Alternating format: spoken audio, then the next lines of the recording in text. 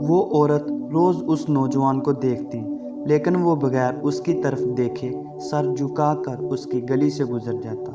دیکھنے میں وہ کسی مدرسے کا طالب علم لگتا تھا، لیکن اتنا خوبصورت تھا کہ وہ دیکھتے ہی اسے اپنا دل دے بیٹھی، اور اب چاہتی تھی کہ وہ کسی طرح اس پر اپنی نظریں ڈالے، لیکن وہ اپنی مستی میں مگن سر جھکائے زیر لب کچھ پڑھتا ہوا روزانہ ایک مخصوص وقت پر وہاں سے گزرتا تھا، اور وہ کبھی آنکھ اٹھا کر بھی نہ دیکھتا۔ اس عورت کو اب ضد سی ہو گئی تھی۔ وہ حیران تھی کہ کوئی ایسا نوجوان بھی ہو سکتا ہے جو اس کی طرف نہ دیکھے، اور اسے ایسا سوچنے کا حق بھی تھا۔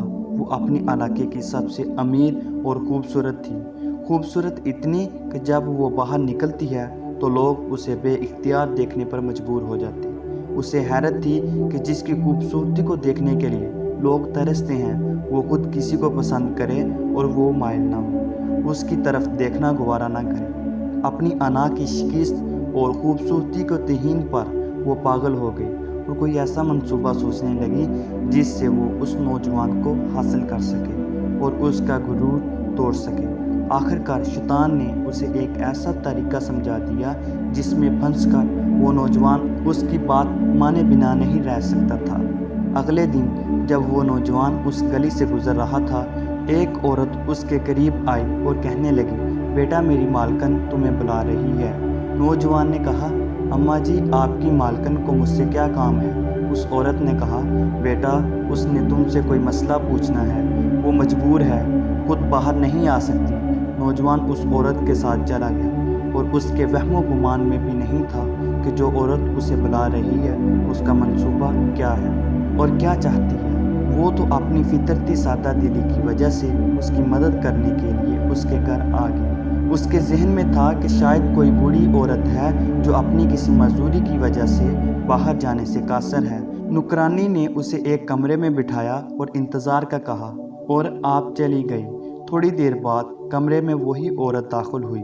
نوجوان نے بے اختیار اپنی نظریں جھکا لیں، کیونکہ اندر آنے والی عورت بہت خوبصورت تھی۔ نوجوان نے پوچھا، جی بی بی آپ نے کون سا مسئلہ پوچھنا ہے؟ عورت کے چہرے پر ایک شیطانی مسکراہٹ آ گئی۔ اس نے اپنے دل کا حال کھول کر رکھ دیا اور کہا، میری سب سے بڑی خواہش ہے کہ میں ایک دفعہ تمہیں حاصل کر لوں۔ نوجوان یہ بات سن کر کانپ گیا اور کہنے لگا، اللہ کی بندی، اللہ سے ڈرو، کیوں گناہ کی طرف مائل ہو رہی ہو؟ اس نے عورت کو بہت سمجھایا، لیکن عورت پر تو شیطان سوار تھا۔ اس نے کہا کہ یا تو تم میری خواہش پوری کرو گے یا پھر میں شور مچاؤں گی کہ تم زبردستی میرے گھر میں داخل ہوئے ہو اور میری عزت پر حملہ کیا۔ نوجوان یہ بات سن کر بہت پریشان ہوا۔ اسے اپنی عزت کسی بھی طرح محفوظ نہیں نظر آ رہی تھی۔ اس کی بات مانتا تو گناہ گار ہوتا، نہ مانتا تو لوگوں کی نظر میں برا بنتا۔ وہ علاقہ جہاں لوگ اس کی شرافت کی مثالیں دیا کرتے تھے، وہاں پر اس قسم کا الزام لگ جائے جو اسے گوارا نہ تھا۔ وہ عجیب مصیبت میں پھنس گیا تھا۔ دل ہی دل میں وہ اپنے رب کی طرف متوجہ ہوا اور اللہ سے مدد چاہی، تو اس کے ذہن میں ایک ترکیب آ گئی۔ اس نے عورت سے کہا، ٹھیک ہے میں تمہاری خواہش پوری کرنے کے لیے تیار ہوں، لیکن پہلے مجھے بیت الخلاء جانے کی حاجت ہے۔ اور عورت نے اسے بیت الخلاء کا بتا دیا۔ اس نوجوان نے اندر جا کر ڈھیر ساری گندگی اپنے جسم پر مل لی اور باہر آ گیا۔ عورت اسے دیکھتے ہی چلا اٹھی، یہ تم نے کیا کیا ظالم؟ مجھ جیسی نفیس طبیعت والی کے سامنے اتنی گندی حالت میں آ گئے ہو، دفع ہو جاؤ، یہاں سے نکل جاؤ میرے گھر سے۔